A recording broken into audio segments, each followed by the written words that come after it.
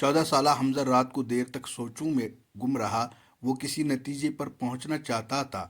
وہ اس زبان کو جاننا چاہتا تھا جس میں لکھی گئی ہزاروں کتابیں، اخبار، رسالے بڑے سے گھر کے ایک بوسیدہ حصے میں بنے ہوئے کمرے میں موجود تھیں۔ یہ کمرہ کسی کے استعمال میں نہیں تھا۔ دوپہر میں جب گھر کے تمام افراد آرام کر رہے تھے تب حمزہ اس کمرے میں چلا گیا۔ کمرے کی چابی اسے اسٹور میں پرانی چابیوں کے گچھے سے ملی تھی۔ کمرے میں کئی الماریاں کتابوں سے بھری ہوئی تھی۔ لکڑی کی میز پر کچھ ڈائریاں موجود تھی۔ ہر چیز پر گرد کی موٹی تہ جمی ہوئی تھی۔ کمرے کی حالت سے اندازہ ہو رہا تھا کہ سالہ سال سے یہاں کوئی نہیں آیا ہے۔ حمزہ نے وہاں سے کچھ کتابیں اٹھا کر پڑھنے کی کوشش کی لیکن کتابوں کی عبارت اس کی سمجھ میں نہ آئی۔ یہ کتابیں کسی ایسی زبان میں تحریر تھی جسے وہ نہیں سمجھتا تھا۔ آخر تھک کر وہ اپنے کمرے میں آ گیا۔ اگلے دن صبح دادا اپنے معمولات میں مشغول تھے۔ جب حمزہ ان کے کمرے میں داخل ہوا اس نے دادا سے اس کمرے کے بارے میں پوچھا تو دادا نے اس کو پوری بات بتا دی۔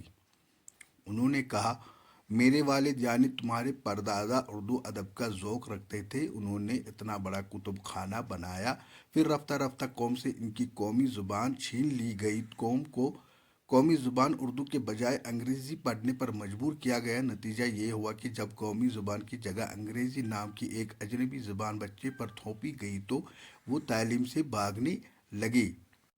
چین، جرمن، روس، برطانیہ، فرانس، امریکہ وغیرہ کسی نے اپنے بچوں کو غیر ملکی زبان میں تعلیم نہیں دی۔ دل روتا ہے، یہاں انگریزی کے خنجر سے اردو کو قتل کیا جا رہا ہے۔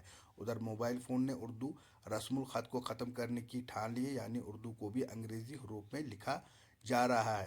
ایک انگریزی فلسفی نے یہ بات یوں کہی، زبان ختم کرنے کے لیے کسی کتب خانے کو آگ لگانے کی ضرورت نہیں، رسم الخط بدل دینا کافی ہے۔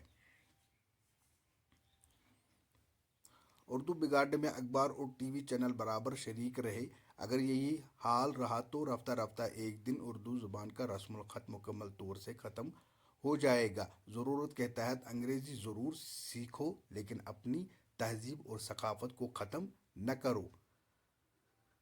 حمزہ بڑے غور سے یہ حیرت انگیز اور افسوسناک حقائق سن رہا تھا۔ دادا کی آنکھوں سے آنسو جاری تھے۔ حمزہ بھی اپنی شناخت کھونے پر رنجیدہ تھا۔ غم میں ڈوبی دادا کی باتیں سن کر اس نے عہد کر لیا کہ وہ اردو کو مرنے نہیں دے گا کیونکہ اردو ہی ہماری پہچان ہے۔ دادا نے اسے بتایا کہ وہ اردو زبان کا حقیقی خط جانتے ہیں۔ حمزہ کی فرمائش پر دادا نے وعدہ کیا کہ وہ اسے اردو پڑھنا اور لکھنا سکھائیں گے۔ حمزہ نے ایک پرانی چابی دادا کے ہاتھ پر رکھ دی۔ دادا اس چابی کو ہزاروں میں پہچان سکتے تھے۔ یہ کتب خانے کی چابی تھی۔ اگلے دن دادا اور حمزہ اس کمرے کی صفائی کر رہے تھے۔ وہ دوسرے لوگوں کو بھی اپنی شناخت اور اپنی تاریخ سے آگاہ کرنا چاہتے تھے۔ شکریہ۔